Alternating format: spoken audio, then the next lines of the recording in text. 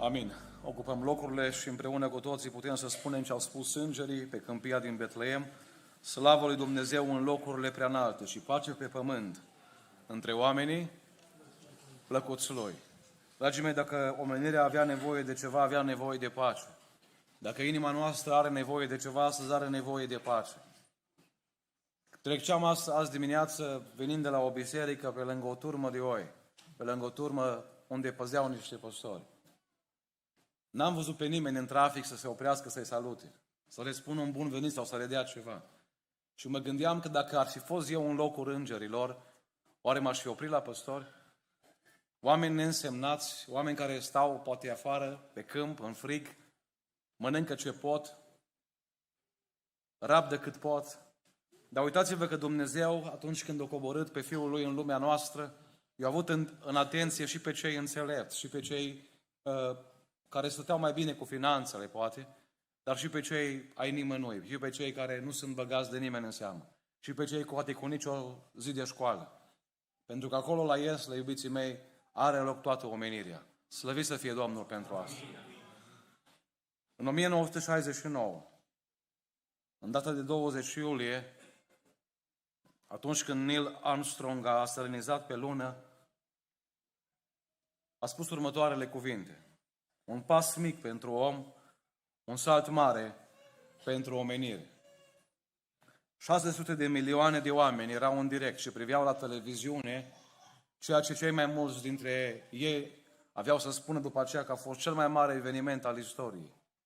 Dragii mei, în seara aceasta vreau să vă spun cu tărie că cel mai mare eveniment al istoriei n-a fost când omul a pășit pe lună, ci a fost atunci când Dumnezeu a pășit pe pământ.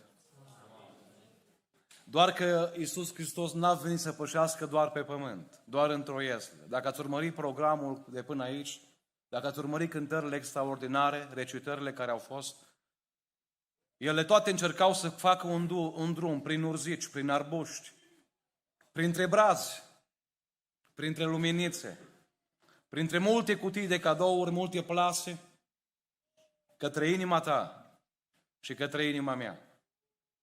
Că dacă e plin Kaufland-ul astăzi sau dacă e plin Lidl-ul și în casa mea e frigiderul gol, pe mine nu mă ajută cu nimic lucrul ăla.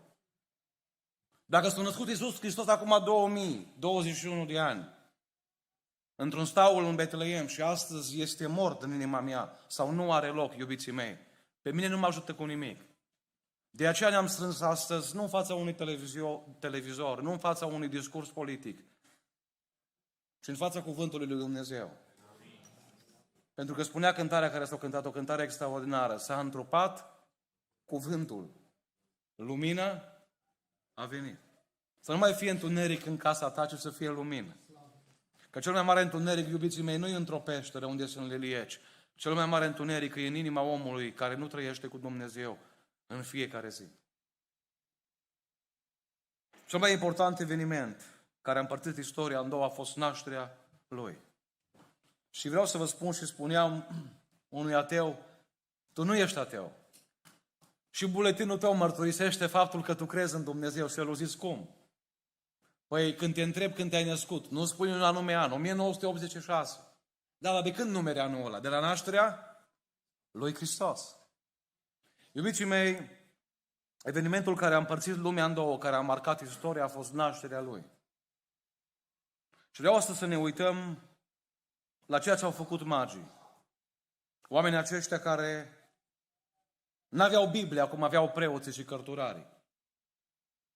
N-aveau cuvântul lui Dumnezeu, legea scrisă, n-au auzit cântări cum ați auzit dumneavoastră astăzi.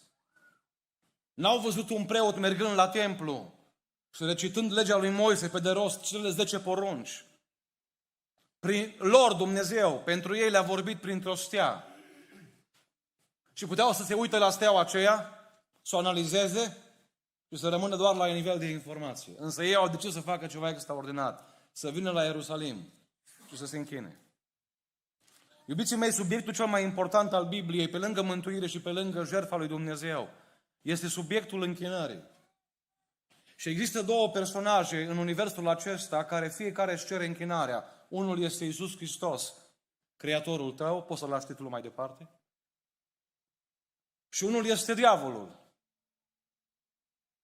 Și spunea Domnul Iisus Hristos, nu puteți să slujiți, nu puteți să vă închinați, nu puteți să adorați amândouă personaje în același timp. E ca lumina cu întunericul. Întunericul este atunci când lipsește lumina. Frigul se manifestă atunci când lipsește căldura. Și poți alege în această seară să te închini lui Iisus Hristos de astăzi pentru toată viața ta sau să te închini mai departe celui rău, diavolului. Nu există o a treia persoană. Dragii mei, vreau să ne uităm în această zi la acești oameni, la magi, să vedem cum arată închinarea reală, cum arată închinarea adevărată, cum arată închinarea autentică. Pentru că până la urmă, în inima noastră, ca și oameni de la creație, Dumnezeu a pus acel rol al închinării, acel scop al închinării. Acea dorință să ne închinăm cuiva. Dacă veți vizita China, Japonia, India, budismul, musulmanii, creștinii, nu există om care în taină, în inima lui, în ascuns sau în public, să nu se manifeste cumva sau să nu se închine cuiva.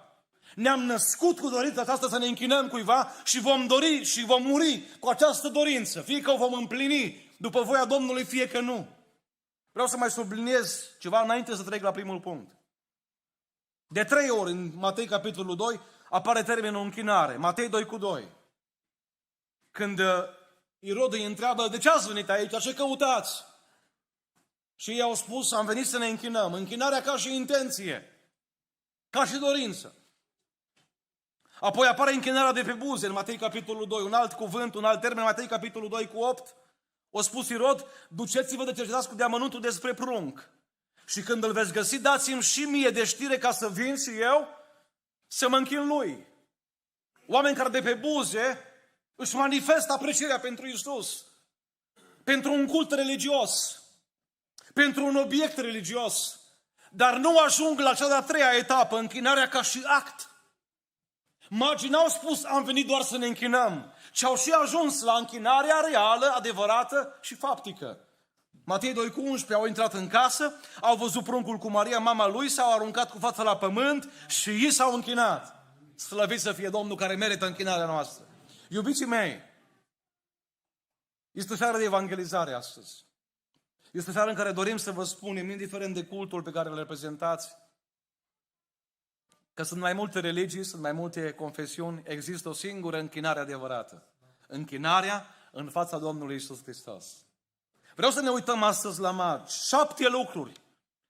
7 caracteristici ale unei închinări reale, ale închinări adevărate pe care Dumnezeu o primește. Că s-ar putea noi să ne închinăm după părerea noastră. Am urmărit ieri un documentar de pe YouTube și în timp ce conduceam și spunea cineva după părerea mea și își dădea cu părerea la ceva domeniu despre care nu avea nicio pregătire. Și scria cineva în comentariu, nu mai folosi expresia după părerea mea. Era vorba de conflictul ruso-ucrainian. Pentru că nu ai studii în domeniu, nu ai facultate militară, nu ai grad militar, după părerea mea. Iubiții mei, eu astăzi nu o să prezint părerea mea astăzi aici. Astăzi voi prezenta principiile Scripturii.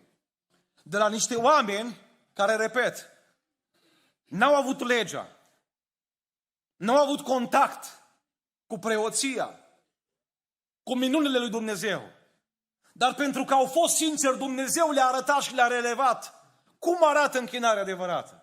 Și dacă ești sincer azi aici, îți promit, nu vei pleca acasă fără să fii atins de Duhul lui Dumnezeu, care te va îndrepta spre închinarea reală pe care o merită Creatorul nostru. Amin. 1. Cum arată închinarea adevărată? În primul rând, dragii mei, închinarea adevărată are ca și scop închinarea. Sună ciudat. Sună paradoxal. Dar, iubiții mei, foarte mulți oameni spun, am venit să mă închin. Și spun, dați mai tare aerul condiționat. Am venit să mă închin, însă nu-mi place designul la amvon. Am venit să mă închin, dar nu-mi convine că stâneți prea mult. 2 ore e prea mult. Dacă stâne numai o oră, să prind și un meciul de seară sau cine știe ce mai este de seară. Iubiții mei, în versetul 2, când Irod îi întreabă pe magi de ce au venit, ei nu spun, am venit să ne facem poze cu pruncul Iisus Hristos, cu ieslea. Am venit să luăm temperatura din graj. Nu. Ei spun așa, am venit să ne închinăm lui Iisus. I-am văzut steaua răsărit, Matei 2:2, și am venit să ne închinăm.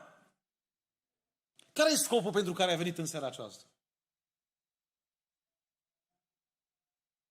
Mi-aduc aminte de un famen etiopian, era ministrul de finanțe în Etiopia, Faptele Apostolilor 8:27. Citesc din Biblie, Filip s-a sculat și a plecat. Și iată că un etiopian, un famen cu mare putere la împărăteasa Candace a etiopienilor și îngrijitorul tuturor visteriilor ei, a venit la Ierusalim ca să se închine. Iubiții mei, foarte mulți oameni merg și astăzi la Ierusalim. Prin harul Domnului am mers și eu odată în viața mea în Israel. Dar am întâlnit oameni care au fost de 8 ori, de 10 ori, de 20 de ori. Și au spus, mă fascinează decorul, mă fascinează mormântul, templul acela extraordinar sau rămășițele lui. Alții au spus, mie îmi place zidul plângerii. Iubiții mei, uitați-vă la omul acesta. În vremea aceea, în ziua aceea, după un singur om din miile de oameni care erau la Ierusalim, o alergat Filip. Știți de ce? Că el a fost singurul care a venit să se închine cu adevărat. Alții au venit să vândă porumbei. Alții au venit să facă afaceri. Însă vreau să vă spun că omul acesta a venit să se închine. Și Dumnezeu când vede pe cineva care vine să se închine, nu îl lasă să plece acasă fără să-i dea mântuirea. Slăvit să fie Domnul! Dumnezeu răsplătește, dragii mei, căutarea sinceră pe cel care vine întotdeauna în prezența Lui cu dorința să se închine. Ieremia 29:13, un verset extraordinar. Un profet care spune astfel, din partea lui Dumnezeu, mă veți căuta și mă veți găsi, cu o singură condiție, dacă mă veți căuta cu toată inima. Vreau să mai subliniez un aspect. În vremea nașterii lui Iisus Hristos, erau aproximativ 2,5 milioane, dragii mei, de evrei în Palestina, din care aproximativ 600.000 de oameni erau doar în Ierusalim. Nu vi se pare interesant că doar magii și păstorii au venit să se închine? Eu dacă eram poate în locul lui Dumnezeu, aș fi trimis pe Iisus Hristos, măcar să fie o biserică de 5.000 de oameni care să se închine. Că întotdeauna ne uităm să vedem câți vin la biserică, câți sunt puțini, sunt mulți. Dragii mei, niciunde în Biblie Dumnezeu nu pune preț pe cantitate.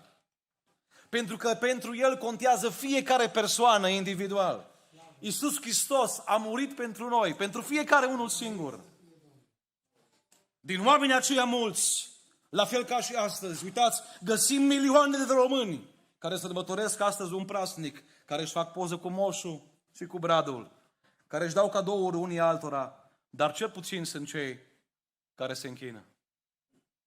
Se spune că un tânăr a mers la preotul paroh și a spus așa, părinte, eu nu mai vin niciodată la biserică. Preotul, destul de surprins, l-a întrebat, poți să-mi spui care este motivul? Și tânărul i-a spus, Dumnezeule, aici văd o femeie care bârfește despre altă femeie, Domnul din față nu citește bine, cei din cor se ceartă în continuu, în timpul liturghiei oamenii butonează telefonul mobil, fără să mai aduc în discuție și comportamentul egoist al persoanelor după ce pleacă de la biserică. Preotul îi spune, probabil că ai dreptate, dar înainte de a părăsi definitiv biserica, aș vrea să-mi faci o favoare. Ia te rog acest pahar cu apă și înconjoară de 3 ori biserica, fără să vergi nici o picătură de apă din pahar. După aceea, ești liber să pleci. Doar atât a întrebat tânărul. A făcut cele 3 ture, așa cum i-a cerut preotul. După ce a terminat, i-a spus, părinte, am făcut. Preotul l-a întrebat, în timp ce înconjurai biserica cu paharul în mână, ai observat vreo persoană care o bârfea pe alta? Și tânărul a spus, nu. Ai văzut persoane care butoneau telefonul? Și tânărul a spus, nu. Știi de ce a continuat preotul? Pentru că erai așa de concentrat asupra paharului ca să nu vergi apa. Și vezi, în viața noastră este la fel. Când inimile noastre se concentrează pe închinare, pe Iisus, pe întâlnirea cu El, nu mai avem timp să ne uităm la greșelile oamenilor. Cei care părăsesc biserica din cauza creștinilor ipocriți, cu siguranță, că niciodată nu au intrat în ea pentru a se închina lui Iisus. Știți ce îmi doresc pentru fiecare din cei prezenți? Să venim la casa lui Dumnezeu ca să ne închinăm. Amin. 2. Mai învăț, dragii mei, un lucru de la magi. Că închinarea adevărată depășește orice obstacol. O să vedeți în viața dumneavoastră și am văzut în viața mea, când vrei să te închini, când vrei să mergi la biserică, întotdeauna va apărea o piedică. Va apărea o problemă. Cineva te va suna, ori vei face pană la mașină, oriceva se va întâmpla, pentru că, iubiții mei, ascultați-mă, diavolul nu are probleme cu mersul la biserică. Diavolul are probleme cu închinarea. El e gelos că tu îi dai închinarea lui Iisus, care e dușmanul lui, care e oponentul lui. Mă uit la marți și vreau să vă spun câteva obstacole pe care acești oameni le-au depășit cu succes. În primul rând au depășit obstacolul distanței. Atunci când invităm pe cineva la biserică, ne mai întreabă, cât de departe e biserica voastră? Iubiții mei, se spune că acești magi veneau undeva din Persia, alții spun că undeva din Babilon. Alți teologi spun că ar fi fost caldeeni. Nu știm exact de unde veneau. Ceea ce știm cu siguranță este că au făcut o distanță foarte mare, mai bine de 1000 de kilometri. Vreau să vă întreb astăzi, când ați parcurs 1000 de kilometri până la biserică? Am observat oameni care stau pe aceeași stradă cu biserica, nu doar aici la noi, și în alte părți. Și nu vin. Știți că Dumnezeu îi va ridica în ziua judecății pe magi în picioare și îi va întreba, voi cum ați reușit? Și ei vor zice, noi am venit să ne închinăm. Și în fața închinării nu contează distanța, nu contează kilometri. Închinarea adevărată depășește obstacolul acesta. Mă gândesc apoi la vreme. Orient. Nu știu ce vreme au prins. Poate au prins căldură, poate au prins ploi. Dar gândiți-vă că nu erau cu mașină cu scaun încălzit în spate. Nu aveau confortul pe care noi îl avem. Dai la cheie și în 2 minute ai 22 de grade în mașină.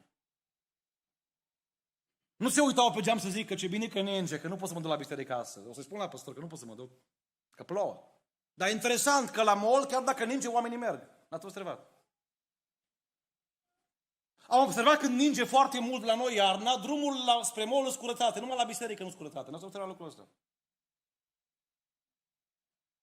Un alt obstacol pe care oamenii aceștia l-au biruit, știți care a fost? Confortul. Nu cred că au dormit la hotel de 4 stele. Nu cred că au avut saltele pe care noi le avem acasă. Poate că uneori au dormit pe marginea drumului. Probabil că nu în fiecare seară când trebuiau să înopteze era un han de poposire. Probabil că nu. Poate uneori s-au întins într-un șanț pe niște iarbă să pună spatele jos.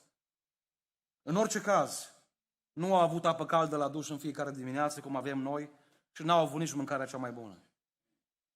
Un alt obstacol pe care l-am observat că l-au depășit cu succes a fost timpul. Timpul. Dacă Irod a dat comandă să fie executați toți copiii de la 2 ani în jos, înseamnă că i-a întrebat pe magi, când ați plecat? Și cel mai probabil magii au spus, am făcut 1 an și ceva, și Irod în calculele lui a zis de la 2 ani în jos. 1 an și ceva să fii pe drumuri? Să nu lucrezi? Să nu câștigi nimica? Dimpotrivă, numai să cheltuiești? Un alt obstacol, cheltuiala. Iubiții mei, în acest an, oamenii aceia, dacă lucrau, câștigau niște bani frumoși. Și totuși ei au spus, pentru Iisus, pentru închinare, merită să pierdem financiar oricât, pentru că, câștigăm spiritual. Oare gândim și noi la fel ca și magii? Am un prieten, un om al lui Dumnezeu, și am mâncat cu el recent. Și a zis, Cristi, băiatul meu, câștiga 8.000 de euro pe lună în postul la care lucra. 8.000 de euro pe lună. Nu i s-a spus, când a semnat contractul respectiv, că în fiecare duminică trebuie să fie la locul de muncă. Și după ce au trecut câteva duminici, după ce a vorbit și cu mine și a vorbit și cu alții, a simțit în inima lui că pas cu pas făclia închinării se stinge. Și și-a dat seama că, din punct de vedere material, urcă foarte sus, din punct de vedere spiritual, coboară foarte jos. A mers și a dat demisia și s-a angajat la o reprezentanță auto pe 1.000 de euro. Și l-a întrebat cineva, acum ești bucuros? Și a zis, da, am pierdut 7.000 de euro, dar câștig în fiecare duminică întâlnire cu Iisus Hristos. Cum faci tu calcule când trebuie să vii la biserică? Cum facem noi calcule, iubiții mei? Mă gândesc că o altă piedică a fost dezinteresul, nu? Au ajuns magii la Ierusalim și au văzut că preoții și cărturarii care știau Biblia pe de rost n-au spus către magi, auzi, vă călăuzim noi, mergem noi, ne bucurăm că s-a împlinit prorocia aceasta, profeția aceasta. Magii au parcurs peste 1000 de kilometri și farisei și cărturari n-au făcut 7 kilometri până la Betleem de la Ierusalim. Și puteau să zică magii, dacă voi, aia cu Biblia, aia religioși, nu veniți, noi ne întoarcem înapoi acasă. Eu fără voi nu mă duc. Dezinteresul altora. Așa că și noi ne uităm de multe ori. Oare merge ăla, merge ăla? Iubiții mei, spune în Evrei, capitolul 12 cu 1, un verset extraordinar.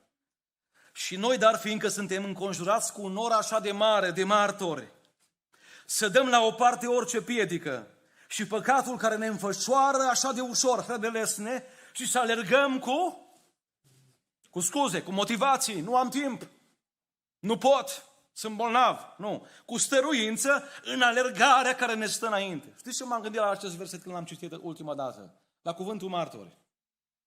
Cu alte cuvinte spune apostolul, privesc spre voi o mulțime de oameni care deja au plecat în veșnicie și care pot să vadă, fiind în afara timpului, spațiului și a materiei, pot să vadă ce se întâmplă pe acest pământ.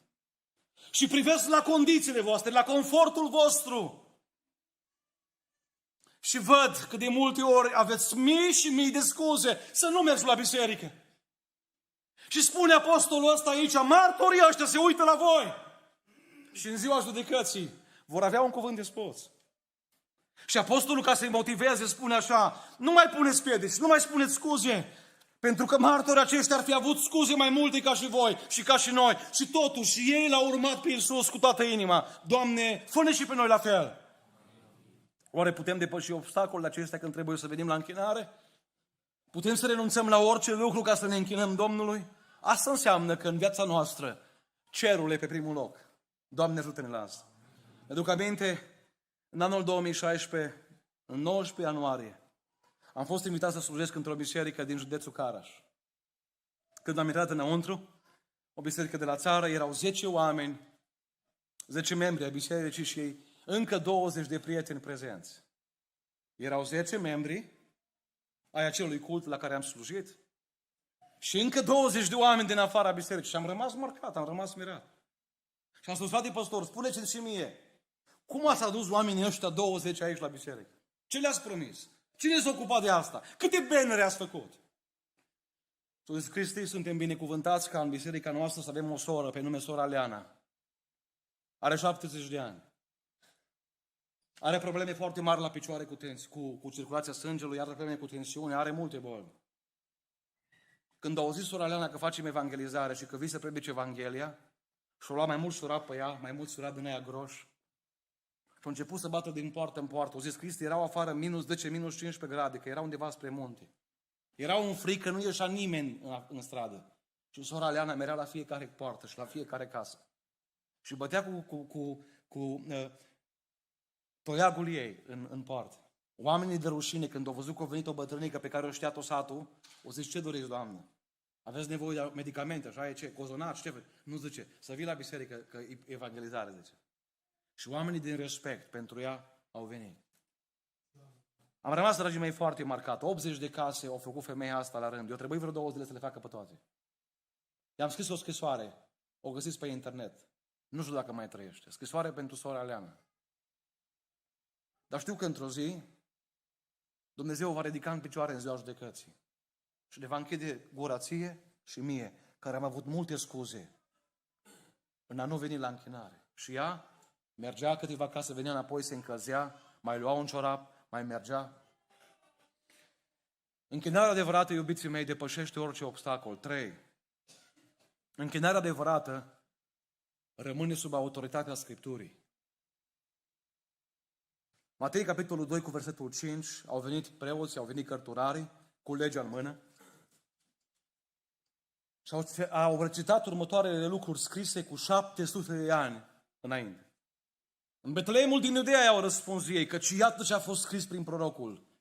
Și tu, Betleeme, țara lui Iuda, nu ești nici de cum cea mai neînsemnată dintre căpetenile lui Iuda, căci din tine va ieși o căpetenie care va fi păstorul poporului meu, Israel. Iubiții mei, oamenii aceștia fiind de meserie, ocupându-se cu astrologia, cu stelele, cu lucrurile acestea, Dumnezeu le-a vorbit pe înțelesul lor. Dar nu steaua aia călăuzit în primul rând la prunc, ci steaua aia călăuzit la Scriptură, ca ei să vadă. Că de fapt steaua nu făcea altceva decât ce era deja scris în Scriptură. Vreau să vă spun astăzi că steaua a dispărut după ce au ajuns acești magi la Betleem și s-au închinat pruncului. Scriptura a rămas. Dumnezeu ne poate vorbi prin anumite semne în viața noastră. Printr-o lumină la păstor, printr-o stea la magi, printr-o predică pe YouTube ție. Am întâlnit pe cineva recent și a zis, frate Cristi, frate păstor, zice, eu m-am pocăit pe TikTok, am urmărit 30 de secunde cu o predică a unui frate și acolo Dumnezeu m-a vorbit. Dumnezeu ne poate vorbi, spune Biblia, într-un fel sau în altul, dar toate semnele, dragii mei, prin care Dumnezeu ne vorbește, ne duc aici, la Biblie, la Cuvântul lui Dumnezeu. Și noi suntem astăzi chemați, nu doar să ne închinăm, ci să verificăm închinarea noastră dacă este conformă cu Scriptura. Că și hoțul își face cruce când merge la furat. E o închinare bună, așa? Nu, pentru că Scriptura spune să nu furi. Așa că acea rugăciune nu e ascultată. Ioan 5:39, Biblia spune nu doar să citim Biblia, ci să studiem, să cercetăm cuvântul. Cercetați Scripturile, pentru că socotiți că în ele aveți viața veșnică, dar tocmai ele mărturisesc despre mine. Dragii mei, la fel cum mâncăm pâine în fiecare zi, trebuie să mâncăm, să studiem Biblia în fiecare zi, să mâncăm cuvântul Domnului în fiecare zi. În ziar vedem ce spun oamenii, în Scriptură vedem ce spune Dumnezeu. Am un prieten bun în Statele Unite ale Americii, un om al lui Dumnezeu. Și îmi spunea, Cristi, mama mea are 70 și ceva de ani. E la pensie. Și îmi spunea, el a citit Biblia până acum de 138 de ori. N-am mai avut cuvinte ce să mai spun. Am plecat capul jos ca slujitor. Că eu n-am ajuns nici măcar la 40 încă. Și are 138 de ori. Dar nu putea să stea la MTV, la ceva serial. Să stea în fața porții să vorbească cu vecinii. Nu. O zis, mama mea iubește cuvântul, îl citește în fiecare zi și a ajuns la 138 de ori. Dragii mei, ne cheamă Dumnezeu de astăzi și dacă nu aveți Biblie, este cineva aici astăzi prezent care nu are o Biblie. În birou sunt Biblie și ne vă putem da la sfârșit. Vă rugăm din toată inima să citiți cuvântul lui Dumnezeu. Eu n-am cum să-i spun soției mele că o iubesc, dar o blochez la WhatsApp. Dar o iubesc foarte mult. Nu. Când sunt plecat într-o biserică și când ies afară, primul lucru printre celelalte 10 de mesaje e mesajul ei pe care îl citesc. Adică dacă iubesc pe cineva, îi citesc ceea ce vrea să-mi spună. Dacă îl iubesc pe Iisus, nu mă uit la ce îmi spune diavolul toată ziua în presă, că tare mult minte presa asta și influențează negativ. Mă uit la ce îmi spune Dumnezeu. Este un subiect amplu, subiectul închinării. Nu intrăm acum în detalii cum ar trebui să arate închinarea după Biblie. De exemplu, de ce ne aplaudăm în biserică, nu? E un subiect interesant asta. Și fac o paranteză, nu aplaudăm, pentru că atunci când aplauzi, la teatru, la film, oriunde mergi, slava aceea merge spre om. Tu chiar dacă spui că aplauzi pentru Iisus, omul acela auzind aplauze și fiind obișnuit cu aplauzele lumii, își ia el slava. Dar dacă nu aplaudăm, totuși spunem slăvit să fie Domnul. Spunem amin, spunem aleluia, ca toată gloria să o primească Domnul nostru. Închinarea adevărată, dragii mei, rămâne sub autoritatea Scripturii. Dacă nu cunoști cuvântul lui Dumnezeu, dacă nu-l citești, ascultă-mă, nu te vei putea închina după cum dorește Domnul să mă închin. Dacă eu nu ascult pe soția mea ce vrea să-mi spună, eu nu pot să-i fac bucurie în casă. Nu am cum să mă comport în așa fel încât să-i fiu pe plac și ea să-mi fie mie pe plac, dacă nu există comunicare. Prin cuvânt, Dumnezeu îmi vorbește mie. Prin rugăciune îi vorbesc eu lui. Unii au numai monolog, numai ei vorbesc. Nu, și Dumnezeu ne vorbește, slăvit să fie numele Lui. 4. Închinarea adevărată, dragii mei, îl are în centru pe Iisus Hristos. Matei 2:11, și vă rog să fiți foarte, foarte atenți. Au intrat în casă, au văzut pruncul cu Maria, mama lui. S-au aruncat cu fața la pământ și li s-au închinat. Așa scrie. Foarte bine. Ei s-au închinat. Dragii mei, e foarte important să cunoaștem cuvântul lui Dumnezeu. Dumnezeu își împarte darurile cu noi, bunătățile cu noi, dar nu își împarte slava cu nimeni. Pentru aia e foarte important să studiez cuvântul lui Dumnezeu și să văd, îmi dă voie Dumnezeu să mă închin unui om sau unui înger. Te rog să-mi pui Apocalipsa 19:10. Ioan, mirat de ceea ce vedea, de mesajul îngerului, se aruncă cu fața la pământ în fața îngerului să se închine. Ce-a spus îngerul? Ferește-te să faci una ca aceasta, eu sunt împreună. Noi suntem colegi, zice.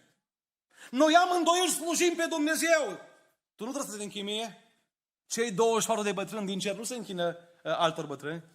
Nici lui Mihail sau lui Gavril, ci se închină lui Dumnezeu. Uite acolo ce spune. Lui Dumnezeu închină-te. Bun, dar nici lui Sfântul Petru nu avem voie.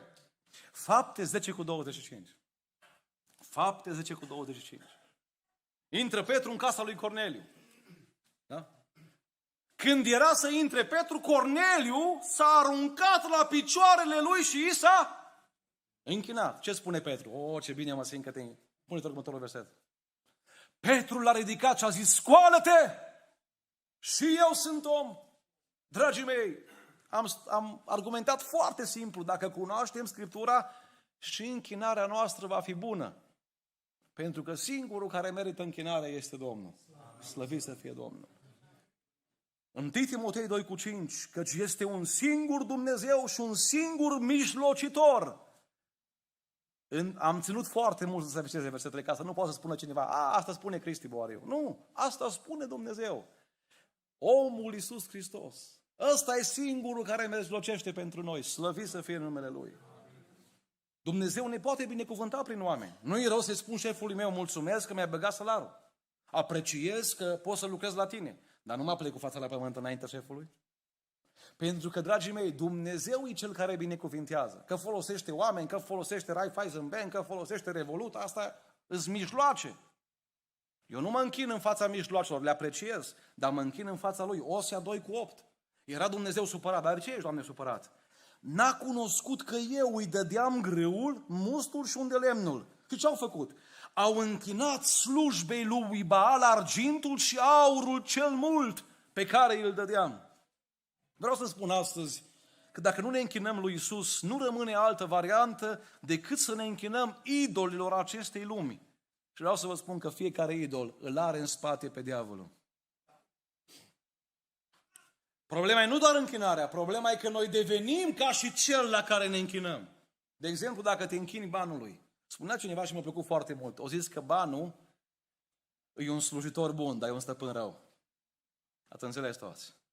Banul e un slujitor bun, dacă știi să-l folosești. Dacă te folosește el pe tine și te închini înaintea lui. Uitați-vă, sunt oameni, dragii mei, în România care pentru bani fac orice. Dacă trebuie să dea cuiva în cap, dacă trebuie să spargă casa cuiva, nu contează. Dacă trebuie să mintă, oricât, numai să fie bani. Iubiții mei, închinarea înaintea banului va face din tine o persoană materialistă. Închinarea înaintea puterii și poziției sociale te face să devii un om rece. Închinarea înaintea unui idol te face să devii mort spiritual, ca și acel idol. Tare ca piatra. Închinarea în fața unui star de la Hollywood. Câți tineri nu trăiesc cu această idolatrizare în inimă. Să vadă ce mai pus pe Insta nu știu cine, Celine Dion. Să vadă ce mai face Messi. Și fac orice pentru starurile acelea. Dacă te închini unui fotbalist, vei deveni ca acel fotbalist. Nu cu tatuaje, cu cercei, nu știu pe unde. Iubiții mei, dacă ne închinăm lui Iisus, Duhul Sfânt ne va ajuta ca să ia Iisus chip în noi. Nu ne putem închina și idolilor și lui Dumnezeu. Exod 34:14. Să nu te închini înaintea unui alt Dumnezeu, cu D mic. Căci Domnul cu D mare se numește gelos. Este un Dumnezeu gelos. Versetul ăsta explică că te poți ruga 10 de ani. Poți să mergi la o biserică 10 de ani. Dacă Dumnezeu nu-i pe primul loc și în centrul închinării tale, toată umblarea ta e degeaba. Și ajungi în fața judecății într-o zi și spui, Doamne, eu, care m-am născut în credință, da, te-ai născut în credință. Dar cât de mult iubeai tu banul, cât de mult iubeai tu filmele, cât de mult iubeai tu meciurile, cât de mult îți plăcea dansul și alte lucruri. Și au zis Domnul, pe ăia i-ai iubit, acum du-te cu ăia. Că în spatele fiecărui păcat și al unui idol este un duh demonic.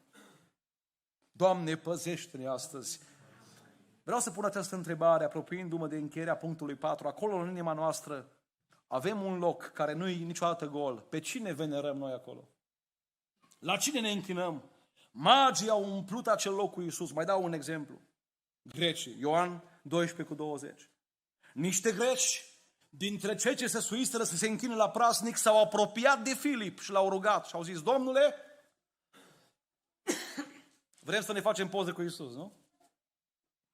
Domnule, am vrea să vedem pe Iisus. Eram undeva într-o biserică, cineva de Cristi, vreau să fac o poză cu tine. Zic, nu fac poze cu nimeni, că vreau să rămâi cu predica, nu cu poza. Oamenii vor poză. Nu poză trebuie să rămână Domnul în centru. Domnule, am vrea să-L vedem pe Iisus, dar ați văzut în versetul 1 ce spune? Se suiseră să se închine la praznic, nu să mănânce la praznic, nu să facă afaceri la praznic, să ducă din Grecia, nu știu ce, comori, să le vândă acolo, nu, să se închine. 5. Închinarea adevărată, dragii mei, mai are un aspect. Închinarea adevărată este totdeauna însoțită de deschiderea visteriilor. Matei 2:11. Au intrat în casă, au văzut pruncul cu Maria, mama lui, s-au aruncat cu fața la pământ și ei s-au închinat, apoi și-au deschis visteriile. Ce i-au adus Domnului? Trestie și fân, nu cum spune Pavel. Nu. Aur, tămâie și smirnă. Iubiții mei, Dumnezeu vrea să ne facă aici de cunoscut un lucru foarte important. La persoana la care te închini, pentru ea vei cheltui. De exemplu, am întâlnit tineri care au mers pentru un meci până în Spania. De ce? Că le plăceau fotbalul, se închinau fotbalului. Nu contați cât o costa biletul. Și au zis, Domnul, aici fiți foarte atenți, la persoana la care te închini, pentru aia vei cheltui. Îmi spunea un tânăr recent, am stricat 500.000 de euro la păcănele. 500.000 de euro în 10 ani. Oare este cineva în România asta care a dat 500.000 de euro pentru Iisus? Stau și mă întreb. Îți ia diavolul banul, îți ia sănătatea, îți strică ficatul, îți strică plămânii cu băutură, cu țigări, cu ce vreți voi. La final îți dă premiul iadul și tu spui, îmi place cu diavolul. Și Dumnezeu spune, dă mie inima ta și să găsească ochii tăi plăcere în legea mea. Și spui, Doamne, mă mai gândesc. Când mai cântă tinerii, anul viitor mă mai chemați, mai vin și atunci? Oare chiar te mai gândești? Iubiții mei, avem și noi câteva visterii. Și cea mai simplă e visteria pormoneului, nu? Visteria pormoneului. Ei au dat lui Iisus ceva. Nu știu ce-a făcut Iisus cu aurul ăla, ce-a făcut Iosif. Poate că l-a vândut ca să aibă bani de călătorie spre Egipt, înapoi. Nu știu ce-a făcut. Dar ceea ce vrea să ne spună Domnul aici este că atunci când îl slujești pe Domnul, te închini Domnului și cu zeciuiala ta, și cu darurile tale, și cu dărnicia ta. O altă visterie, dragii mei, pe care o avem este visteria gurii noastre.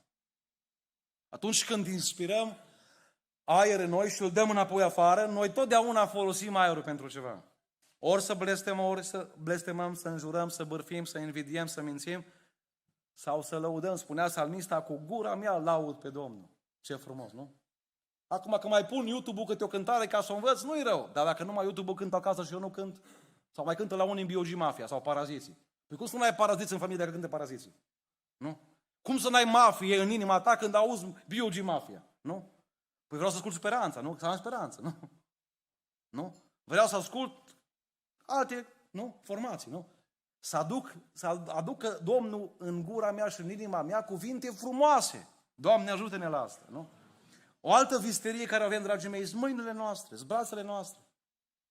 Visteria mâinilor noastre.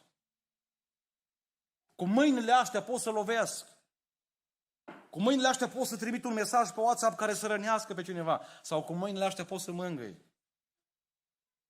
Sau cu mâinile astea pot să fac un bine. Am sănătate, Dumnezeu m-a binecuvântat cu sănătate.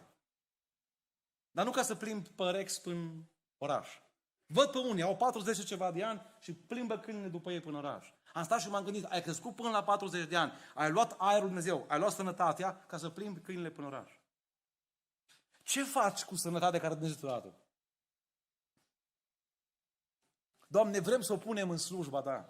Spunea doctorul Luca al Crimeiei, mi-a plăcut tare mult, dacă nu ești bolnav, dacă nu suferi, nu este pentru că ești foarte norocos, ci pentru că Dumnezeu te cheamă să participi la suferința altora.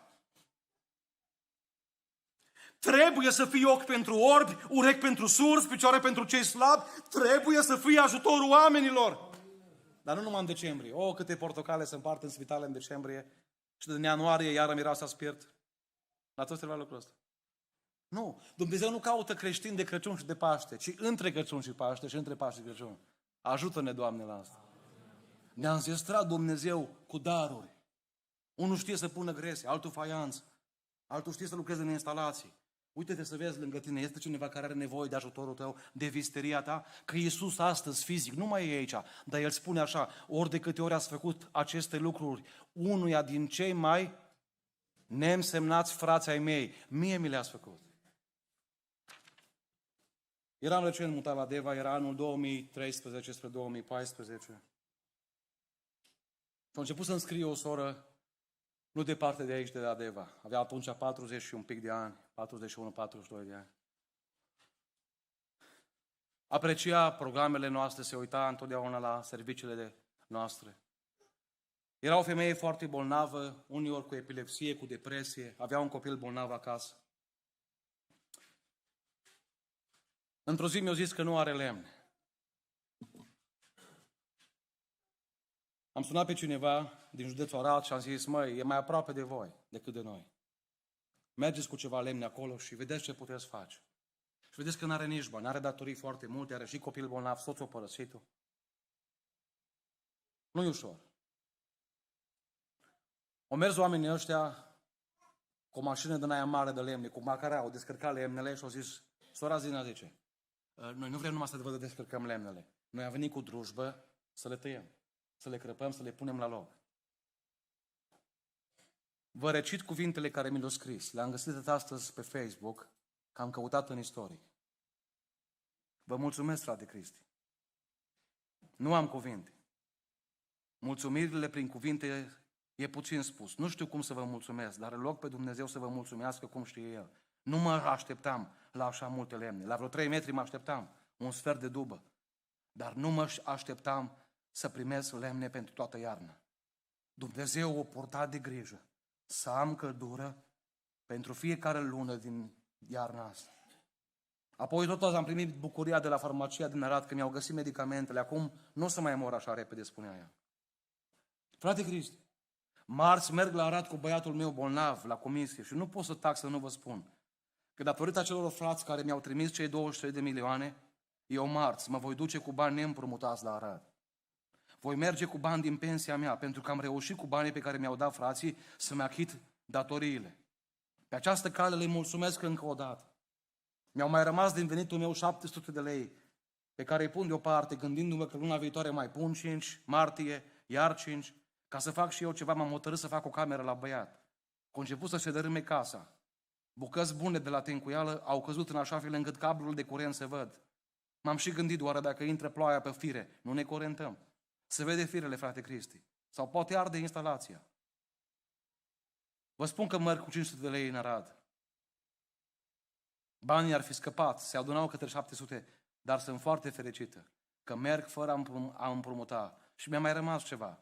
Deci am ieșit din recensiune. Mai am CR-ul și telefonul, taxele lunare și mă încadrez cu banii ăștia să le plătesc.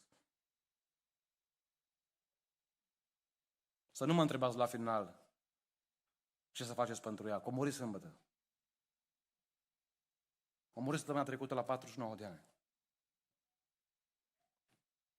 Mi-a scris un mesaj anul trecut și a zis, frate Cristi, ai o datorie la mine, să predici la mormântarea mea. Și a zis, ești legat. Și când am fost să predic săptămâna trecută, de fapt săptămâna asta luni am predicat, eu am murit sâmbătă luni. Când am predicat, am spus familiei și celor de acolo, eu mă achit de datorie. Dar știți ce mă mustra pe mine așa în cuget? Mă uitam la sicriul ei și mă uitam la femeia asta și m-am gândit că am trimis pe alții să facă un bine. Dar puteam eu să fac un bine. Puteam să iau eu bani, să cumpăr eu lemnele. Ce ușor este să faci bine când omul a murit deja. Știți că Nicodim a cheltuit peste 100 de litri de aloe. De ce îi trebuia acolo să facă când Iisus era mort? Cantitate mare. Știți că în Luca 7 femeia aceea au cheltuit un pic de miră. Dar când Iisus trăia. Vă chem astăzi să vă uitați în jurul vostru. Să nu faceți cum am făcut eu atunci, că am trimis pe alții. Să mergi să vezi ce poți să faci tu cu visteria care o ai. Că într-o zi o să fie prea târziu. 49 de ani? Câte lemne aș mai duce. Cum nu i-aș face o cameră cu frații meșteri de la noi din biserică? Să facem împreună o cameră. Prea târziu. Pentru aia a spus Pavel în Galateni 6:6.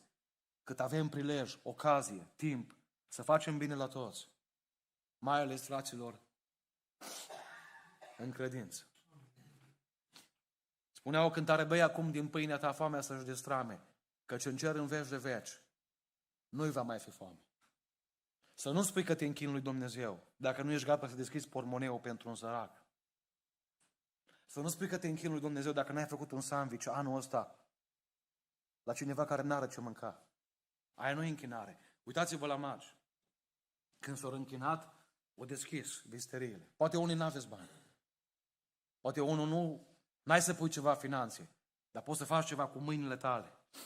Poți să vorbești despre Iisus. Poți să îndemni pe cineva să te ajute. Să faceți ceva împreună. 6. Închinarea adevărată are ca rezultat schimbarea drumului vieții. Matei 2:12, în urmă, după ce s-au închinat, după ce s-au deschis visteriile, au fost înștiințați de Dumnezeu să nu mai dea pe la... Nu vi se pare interesant? Fac o paranteză. Cei care se închină lui Dumnezeu cu buzele sunt ocoliți mai târziu de Dumnezeu. O spus Domnul către magi, nu te după la Erod, că ăla numai bun de gură îi. O să vin, o să mă pocăiesc și eu, o să fac și eu. Și trec ani. Și într-o zi spune Dumnezeu, nu le mai spune nimic. Că nu vin. El are alte gânduri. Vă dați seama că s-a tulburat. Avea 20 și ceva de ani Irod. Când au auzit că s-a născut un împărat, că așa au zis, unde este împăratul? Dar eu sunt împărat aici. Știți ce vrea Irod? Să se închine magii lui. Ce bucuros ar fi fost. Nu. O zis, ne-am mers să ne închinăm lui Iisus. Iubiții mei, oare după ce ne-am închinat? Că toți spunem că ne închinăm. Nu știu cum românii spun că se închină, dar tot la 5 minute este un avort în România. 16 milioane de copii ne-am ucis din 90 până astăzi. Dar noi ne închinăm Domnului. Suntem creștini. Bate cu pumnul în piept. Când vine aia de la primărie, auzi ce ești? Dar nu spun că sunt ateu 10. Chiar dacă nu mă duc eu pe la biserică, pe la niciuna. Dar, vă zice, trece acolo orice, scrie ceva, mă, scrie creștin acolo, că sunt creștin și eu. 90% suntem creștini din România. Nici pușcăriile pline, nu mai este loc în pușcării. Când o să fie bisericile pline, o să fie pușcăriile goale, știți? Iubiții mei, închinarea autentică întotdeauna schimbă drumul pe care mergi. Vreau să vă spun ce am înțeles anul acesta, din cuvântul acesta. Dacă s-ar fi întors pe la Irod magii, Irod l-ar fi ucis pe prunc. Dacă în seara asta te întorci înapoi la cele vechi, tot cuvântul care s-a predicat astăzi va fi ucis. Toate cântările astea pe care tinerii ăștia au lucrat, nu știu câte repetiții, ca voi să le auziți așa de frumos, o să fie 0 barat. Nul. Nimic. De ce? Că te întorci pe la Irod. Și vă mai spun ceva frumos. Până nu te-ai întâlnit cu Iisus Hristos și nu te-ai închinat, ai nevoie de alții. Să citească din Biblie, să-ți explice. După ce te închini lui Iisus, îți poate vorbi Dumnezeu personal ție. Slăvit să fie numele Lui. Dragii mei, ne cheamă Dumnezeu astăzi să nu mai mergem pe drumul nostru, să mergem pe drumul Lui. Luca 8:14. Sămânța care a căzut între spini îi închipuie pe aceia care după ce au auzit cuvântul, ce fac? Matei nu surprinde asta, numai Luca. Își văd de drum.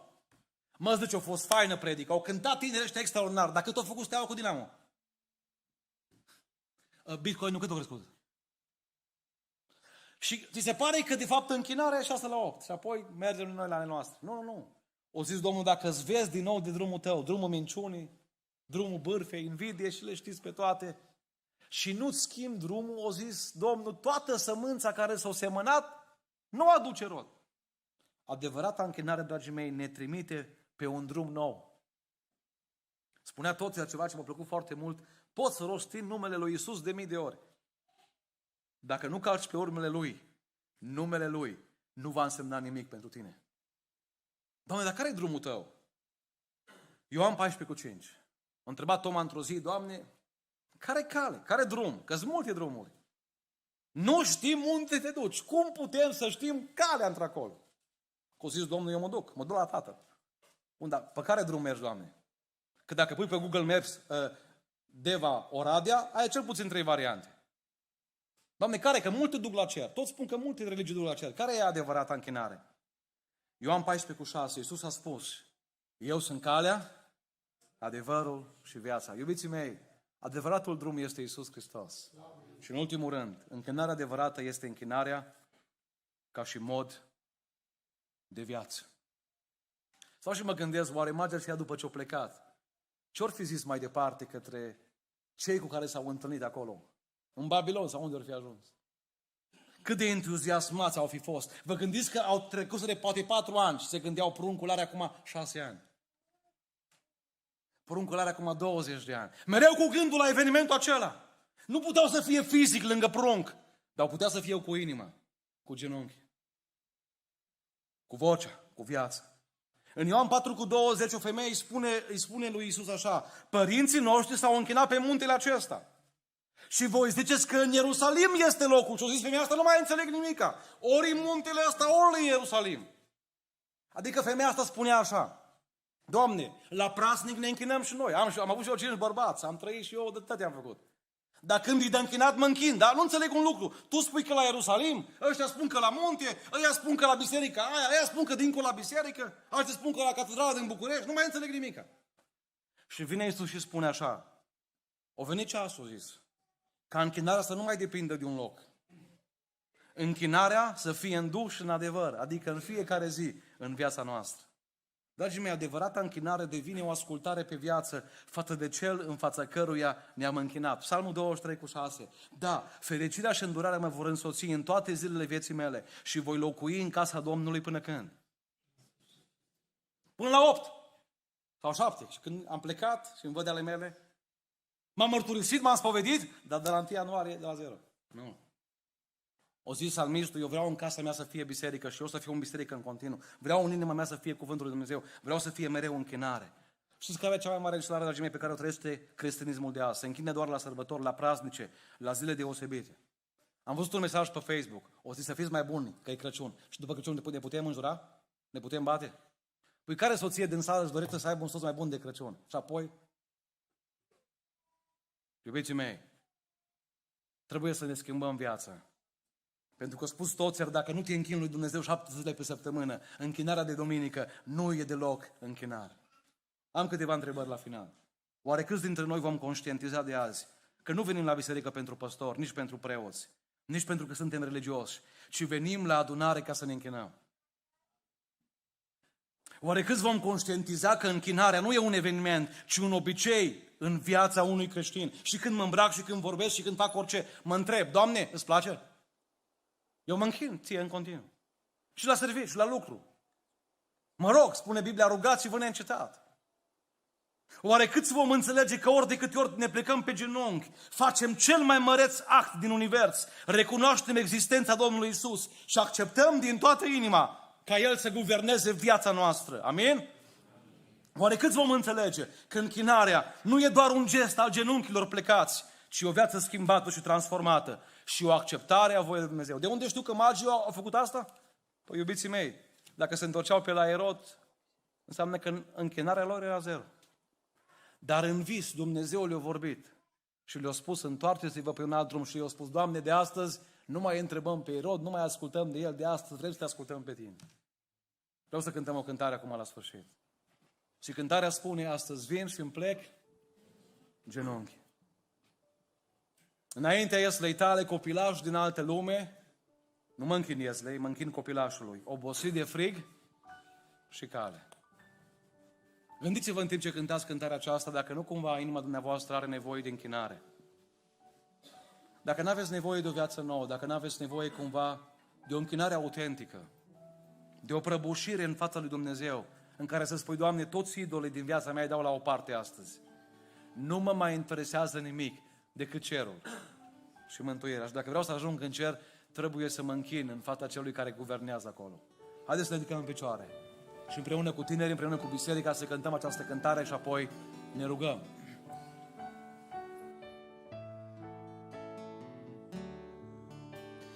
Astăzi vin și-mi plec genunchii înaintea ieslei tale.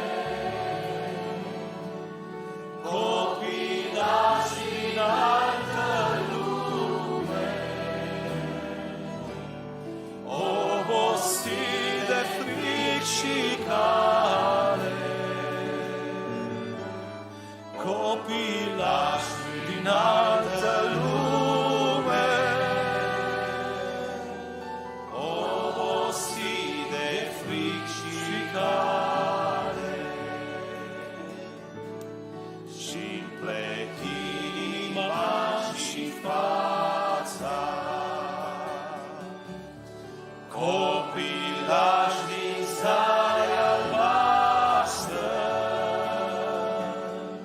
să mă închin cu umilință, căci cobori în lumea noastră, să mă închin cu umilință, căci cobori în lumea noastră. Nu am smirnă ca și magii, nici rămâie și nici aur, lacrimile pocăinței însuși singurul tezaur, lacrimile pocăinței însuși singurul tezaur.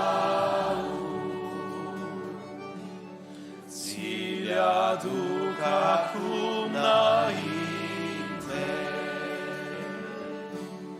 cu sfială și rușine, copilași venit din cerul, să porți crucea pentru mine. Copilași venit din cerul,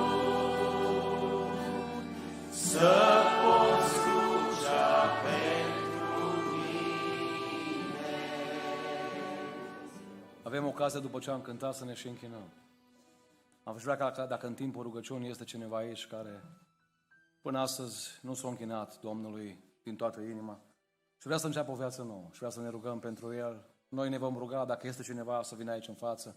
Împreună cu fratele Petrică vom coborî și ne vom ruga pentru dumneavoastră. Dar cred că dincolo de această chemare, fiecare din sală, putem să ne verificăm închinarea. Am înțeles mai bine când am primit acest mesaj de la Domnul, că nu mă duc la biserică să văd ce e acolo, nu mă duc să văd oameni în primul rând, ci mă duc să mă închin. Și dacă mă închin duminica și dacă mă închin la praznice, mă închin în fiecare zi mai departe acasă. Doamne, binecuvintează-ne pe toți. Amin. Ne rugăm și la final mulțumim.